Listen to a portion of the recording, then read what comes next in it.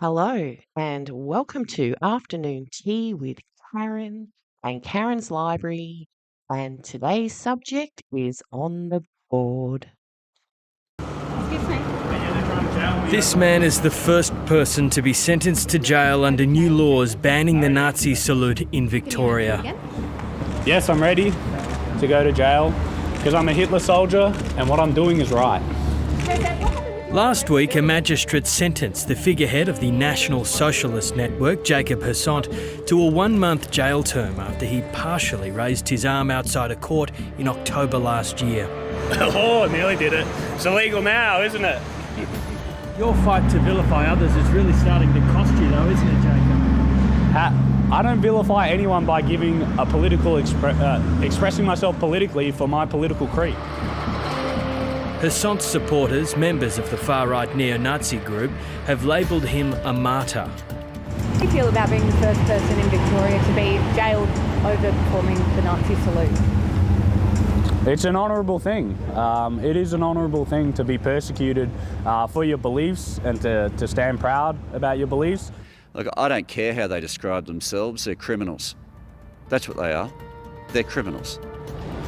Hersant has appealed the conviction and he was released on bail. His lawyer, Timothy Smart, argued that the court should show leniency because the salute was a non-violent act.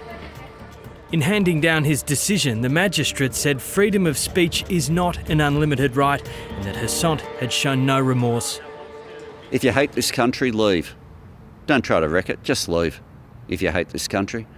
And those individuals, their values have nothing to do with the values of the viewers who are watching tonight. His conviction has now set a precedent for others charged under the laws, like fellow neo-Nazis Nathan Bull and Michael Nelson.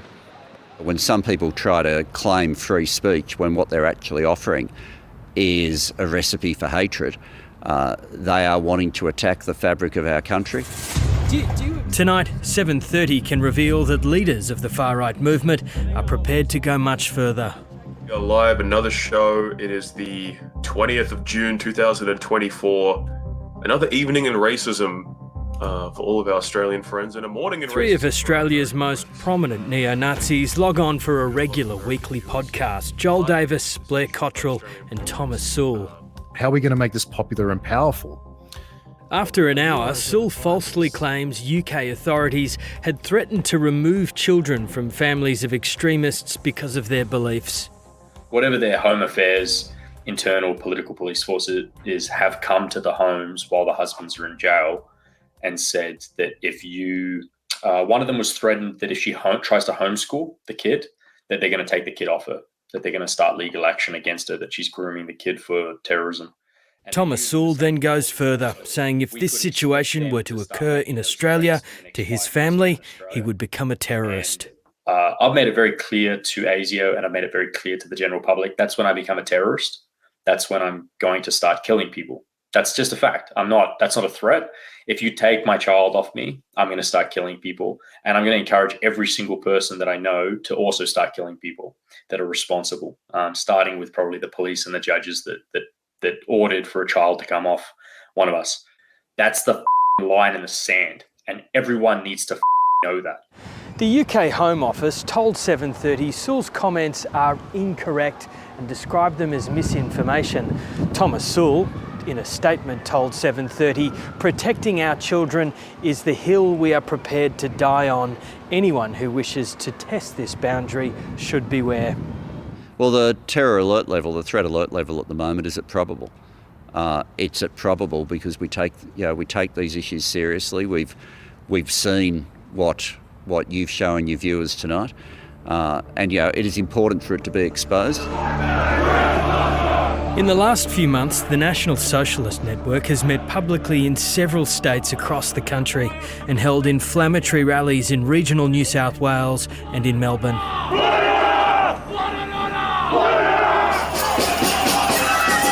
Last month, the National Socialist Network confronted an asylum seeker protest in Melbourne CBD.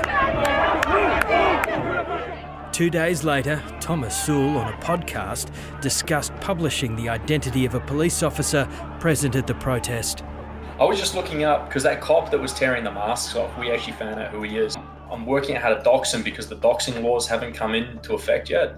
But you have to do it in a way that it can't be construed as like harassment of his family. He's got all his social media, like his family, like his wedding photos. We've got it all downloaded. We've got it all saved.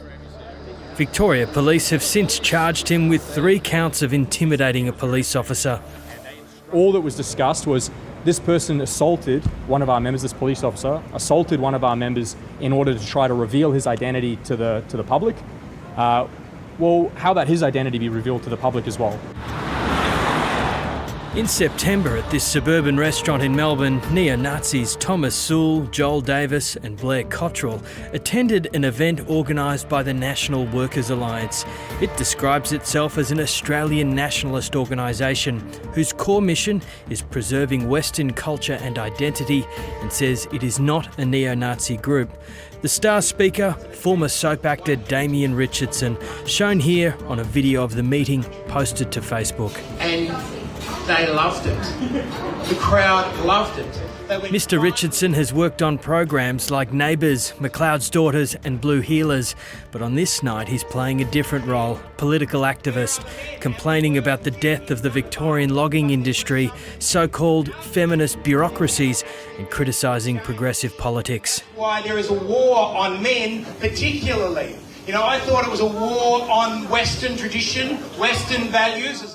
What he does next has caught the gaze of law enforcement. Are you allowed to do that? Am I allowed to do that? Am I allowed to do that? Or am I going to be fined now? I'm going to go to jail for 5 years. Richardson did the salute. This is absurd. This is insane. It's crazy. It's so crazy you can't believe it's even happening. Victoria Police are now investigating Damien Richardson for making the Nazi salute. Mr. Richardson did not respond to 730's multiple attempts to speak to him. Instead, he forwarded our inquiries to the National Workers Alliance, who said on his behalf that he is not a member of a Nazi organisation and he is a free speech advocate. I was shocked enough when I saw the salute, disgusted when I heard the applause, and they might think that they did it in a private place, but of course the moment you put things online, there's a new legal question as to whether it's been done publicly. So that'll be something that our authorities will work through. During Adolf Hitler's reign in Germany, soldiers would raise their arm in a Nazi salute as a greeting and sign of obedience. Since then, the gesture has been outlawed in many countries. Not only wrong, it is terrible because it is a symbol of neglecting everything that has happened. And I mean, the dimensions of the crimes committed by the Germans is so big that showing the salute or using the swastika is like neglecting this history, denying this history. Elke Gerglevsky is the director of the Lower Saxony Memorials Foundation in Germany, a memorial to commemorate the millions of victims of the Holocaust. She believes people who perform the Nazi salute need rehabilitation. That you have programs where there are people working with them, trying to make them understand why it's so wrong what they're doing. And because I think if you just put them into jail and don't do something, then it can even, I would be afraid that it would strengthen their opinion. Hello, how you going? Are you happy you're out? Jacob Hassant's appeal will be heard in Victoria's County Court. If unsuccessful, he's vowed to take his fight all the way to the High Court. They are going down a path that has no community support in Australia. They're going down a pretty disgusting rabbit hole, and the moment they venture beyond the limits of the law, the authorities take action. That's what these latest cases are about. So therefore, the state government feel that they need to put in laws that will affect everybody just because of those guys. Yeah. The government are reactionary, so they look for things that they can react to and then they can legislate. Anyway, see you later, bye.